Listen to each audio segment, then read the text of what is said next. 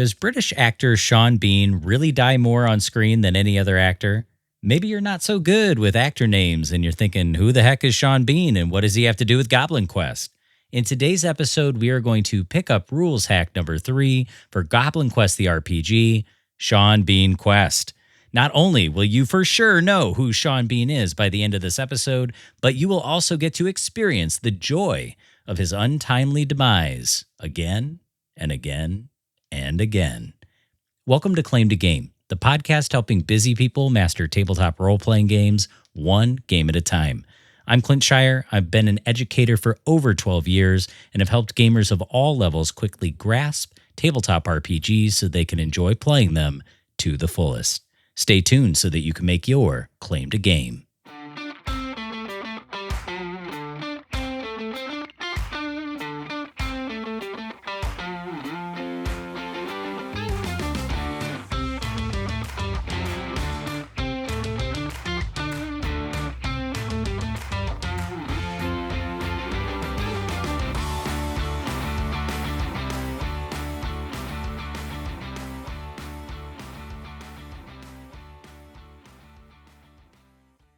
Hello and welcome back to episode 17, season 1 of Claim to Game, a predominantly educational fun podcast in which I am daring to coin the word funjucational.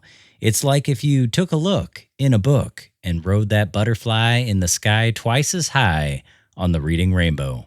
The game for this season is Goblin Quest the RPG, brought to you by game designer Grant Howitt, whose works include, but are not limited to, Honey Heist, Die the RPG, Spire, Unbound, One Last Job, Heart, Eat the Reich, and now at the time of this episode release, the new tabletop RPG, Hollows, fully funded on BackerKit. Our running definition of a rules hack for Goblin Quest is a series of tweaks and twists to the main game which allow you to use it to tell different stories. The third of these hacks to appear in the Goblin Quest RPG book on page 80, earned through the Kickstarter stretch goals in 2014, is Sean Bean Quest. First of all, who the heck is Sean Bean? For those of you listening who aren't good with actor names, I'm sure if you saw a picture of this dude, you'd know who we were talking about. So go ahead, Google him right now while you're listening, as long as you aren't driving or doing anything potentially dangerous. If you can't look him up, let me name a few of his most well-known movies and roles to jog your think tank. Since he began acting in 1983, Sean Bean has played the following memorable roles. Highly skilled Irish terrorist Sean Miller in the 1992 film Patriot Games.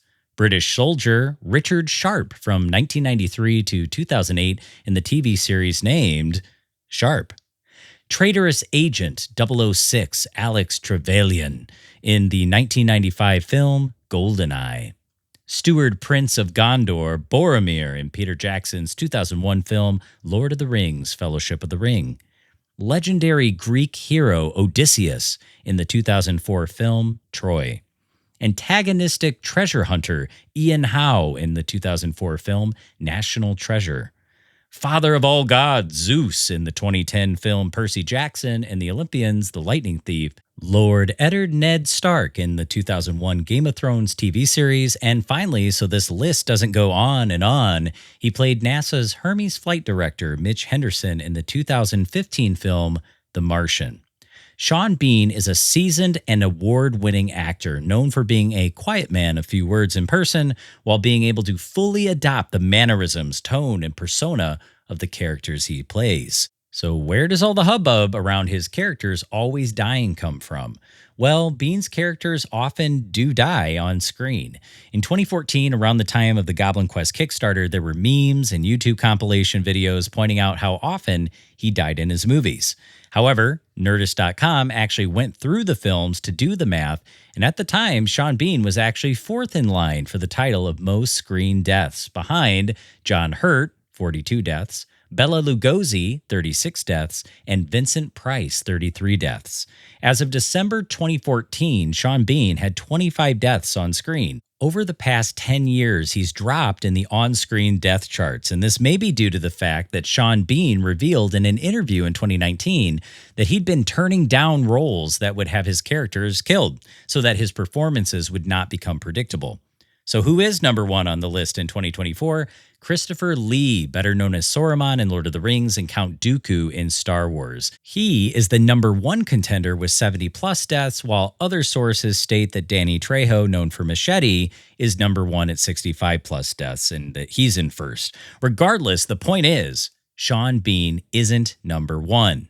Yet, in Sean Bean Quest, we pretend like Sean Bean is not only the actor with the most screen deaths, but that his fate is much, much worse than anybody could have possibly imagined. Quick pause on the episode. Have you felt like life is too crazy busy that the tabletop RPG games you've always wanted to learn and play are passing you by? The Claim to Game podcast has but one mission: helping busy people master tabletop role-playing games one game at a time. If you've liked what you've heard so far on the show today, can you help me spread the good word? Leave the show a 5-star review, thumbs up, positive comment, or written review wherever you listen to podcasts. You could also leave a review directly on the claimtogamepodcast.com website. Your review helps grow the show and helps others learn new tabletop role-playing games. So please, after you finish, rate and review the show. Thank you. And now back to the episode. Here is our esteemed actor's predicament. Sean Bean has been cursed by a cosmic demon witch. He is doomed to die 1,000 or 1,000,000 times over and over again. But this time, this next film will be different. All the Sean Beans of 1,000 lifetimes are coming together, coalescing, and out of their pain and misery, they are forging a magical amulet of undoing. If the chosen one, the chosen Sean Bean, wearing this magical amulet can survive until the end of this final film, in our case, our game, then he will finally be freed from his curse and can die once and for all, slipping into a blissful peace.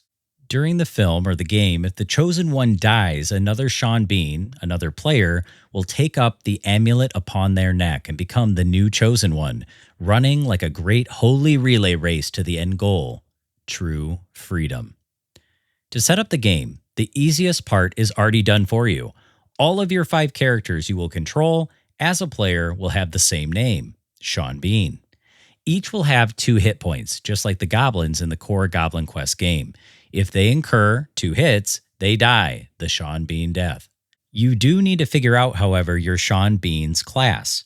What type of Sean Bean will you act as when it's your Sean Bean's chance to take the stage? To do this, you need to roll 1d8, one 8-sided die, and determine the result on page 81. It's also important to note that each of your Sean Beans will adopt the same class you determine here, so you only need to roll once.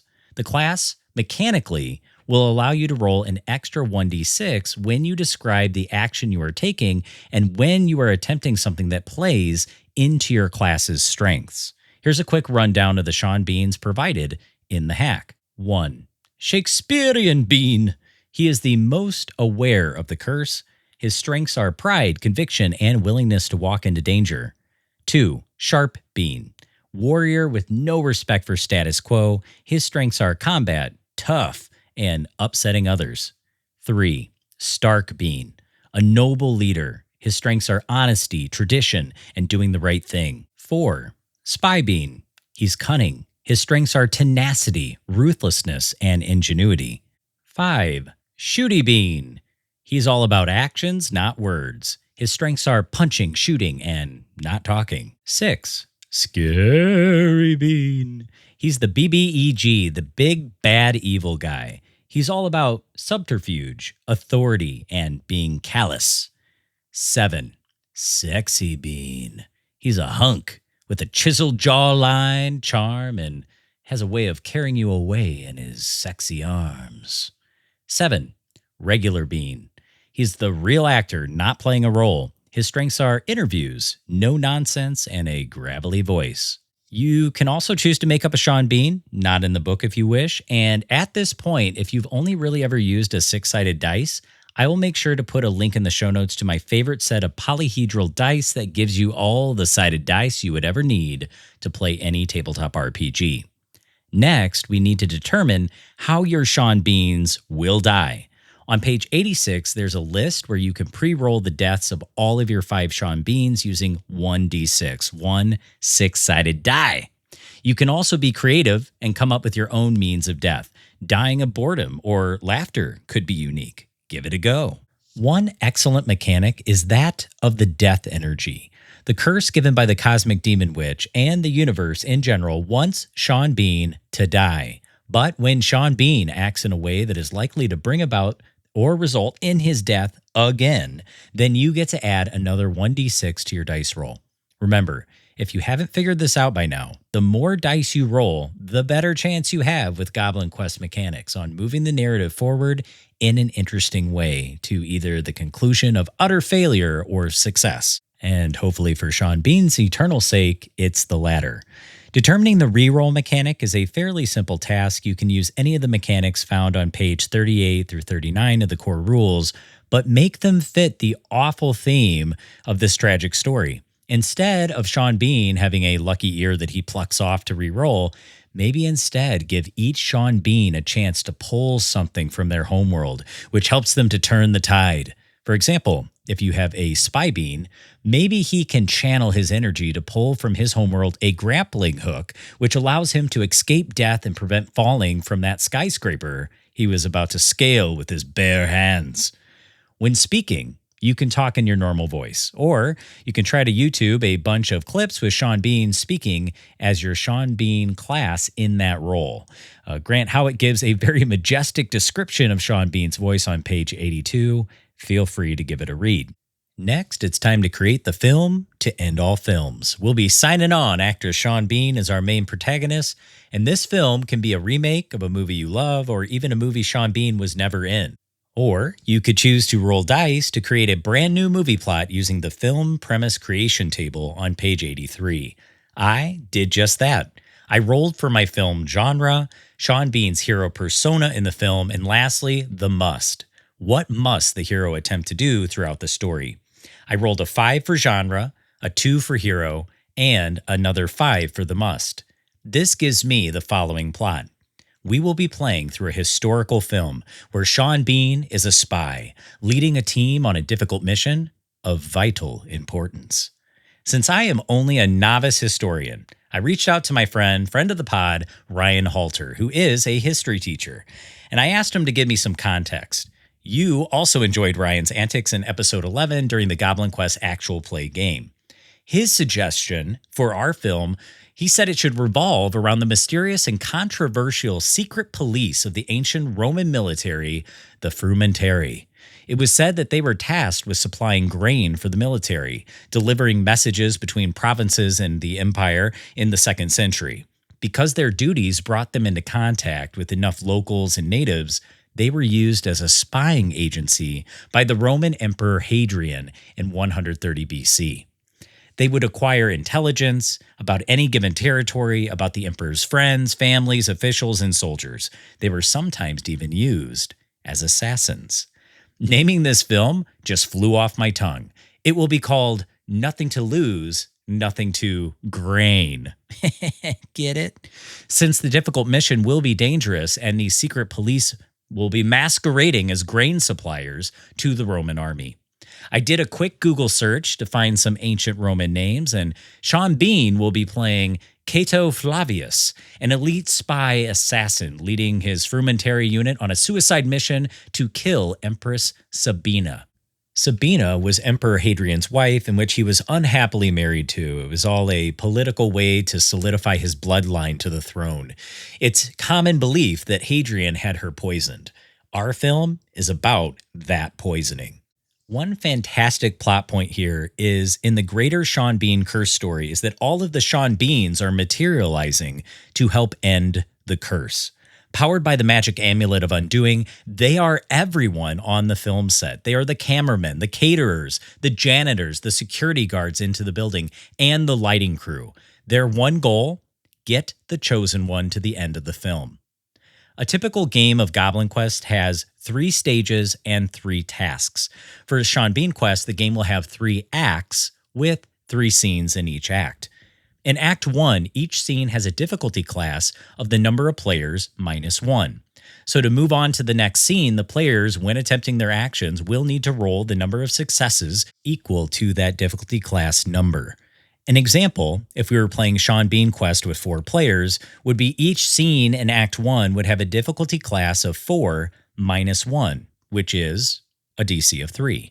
Just 3 successes will move you on to the next scene. Remember, the dice results table lives on page 42 of the Goblin Quest core rulebook. Each scene in Act 2 will have a difficulty class equal to the number of players. In our game of 4 players, the DC would then be 4 for each of the scenes. Each scene would require a total of 4 successes to be rolled by the players in order to move on to the next scene.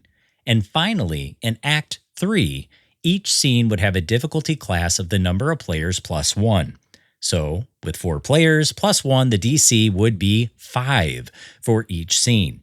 Each scene would then require 5 total successes to be rolled among the players in order to move on to the next scene. Once the third scene of Act 3 is complete, if even one of the players' Sean Beans are still alive, you win, and he is free. The curse is broken.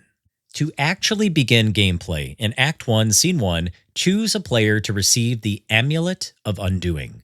This could be a physical necklace, a hat, a bracelet, or an actual fucking amulet. Whatever you choose, it just needs to be something to mark that player's Sean Bean as the chosen one starring in the film. And as long as they are wearing the amulet, they are the chosen one. The chosen one will then ask another player at the table 3 questions to begin the scene. 1. Where is the first scene set? 2. What challenges do I face? And 3. What other characters are present at the scene? In our setting, let's answer those questions. 1. Where is the scene set? In Hadrian's Villa near Tivoli, outside of Rome.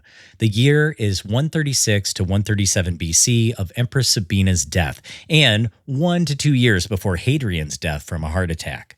2. What challenge do I face? Cato Flavius, Sean Bean, must lead a team of 3 other frumentari, secret operatives, into the palace prior to a great feast, discreetly adding poison to the wine and food of Empress Sabina, and leaving without being detected by any of the villa's slaves or servants. And 3. What other characters are present at the scene? The other Sean Beans, of course, the 3 other secret operatives, maybe, played by the other players. They can take on names for supporting roles if they wish, like Brutus, Caesar, Jupiter, and the such. Or you can just call them Sean. Once these questions have been asked by the chosen and answered by the other players will explain how their Sean Beans will blend into the setting of the film. Maybe they decide to be the secret operatives attending to the chosen one on his mission, as described above, but they don't have to be. Maybe one Sean Bean is playing a mangy dog loitering outside the villas, looking for scraps of meat to eat. Maybe another Sean Bean is a female attendant for the Empress Sabina. Maybe another Sean Bean is a stationary shrubbery next to the local Roman baths. Anything goes here. Sean Bean is a master of his craft. He's had, after all, a millennia of imprisonment to practice. The game plays much like Goblin Quest from here on out. Players make rolls when they turn in their action tokens to acquire ownership of the storytelling. They make their rolls with their Sean Bean's class strengths, adding dice to their roll, and possibly using the death energy mechanic to gain an extra dice as well. Like in Goblin Quest, you are always given at least 1 dice to begin your rolling before you start adding any of your modifiers. And as players earn successes, they move on from scene to scene. As they roll poorly, they will take hits to their HP, and their Sean Beans will likely die off, one by one. And at the end of each scene, whoever's the chosen one is asking these questions to another player at the table to begin the next scene. 1. What happens next? 2. How does this present a challenge to my character? 3. What other characters are present in the scene? And this is how the new scene is always set. Now, you may have heard the twist in my words just a moment ago. I said at the beginning of each scene, whoever is the chosen one asks the questions to set the scene. Can the player who is the chosen one change? Yes. If the current player who is the chosen one has their current Sean Bean die, then the following happens. 1. The rest of the Sean Beans try to cover up the death in a clever way so as not to draw any suspicion from the cosmic demon witch. 2. Any other player can now grab the amulet and become the chosen one. And 3, since leaving it up to chance and letting anybody grab it seems a little uncertain, and I like certainty, my idea is that the next player should be chosen by whoever Sean Bean most recently died, and someone who has not yet been the chosen one. This feeds into that death energy mechanic, which I think is super cool. Now, players have 2 responsibilities in Sean Bean Quest, which they don't have in Goblin Quest. First, their prime directive is to ensure the film's plot continues and to act as hard as possible to resolve the plot to the very end, the final scene. And 2, second, they should try to defend the Chosen One from incoming danger and cover up evidence of the Chosen One's death as seamlessly as possible, replacing the main character the Chosen One was playing to keep the plot going. What happens if all the Sean Beans die? Well, if all of a player's Sean Beans die, all 5 of them, then you'll refer back to those nifty NPC rules in the core Goblin Quest rule set on page 47. Maybe they get to be a part of a ghostly Sean Bean revenge squad. And then, taking actions, the players can take non-player characters, roll 2d6 with no strengths, and they can never be the chosen one again, but they get to do all the things a ghost would do. Walking through walls, being spooky, all that good stuff. If all the Sean Beans die, like all the players lose all 5 of their Sean Beans, the quest fails. The hive mind of Sean Bean is so discouraged, they may never again be able to forge another amulet of undoing. They are forever cursed. In video games, it's a common gaming experience to defeat the final boss only for them to psych you out by transforming into a more powerful form, much like Power Rangers would beat the monster and then it would turn super big. They weren't actually defeated the first time. In Sean Bean Quest, this element exists where you can finish Act 3, Scene 3, and if your Sean Beans are still alive, instead of just breaking the curse, the cosmic demon witch who gave you the curse shows up for a good old-fashioned showdown, a boss fight.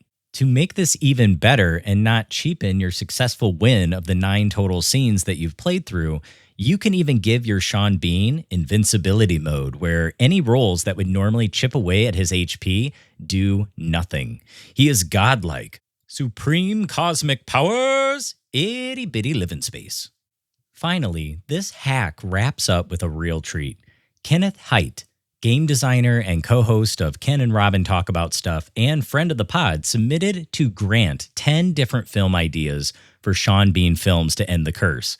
Their movie titles are Shaun of the Antarctica, Shaun Actually, To Live and Die in Sean Bean, Shaun Off, Shaun Forgiven, A Midsummer Night's Bean, Sean Day, Bloody Sean Day, The Bean Company, The Sean Invited, The Bean Ultimatum.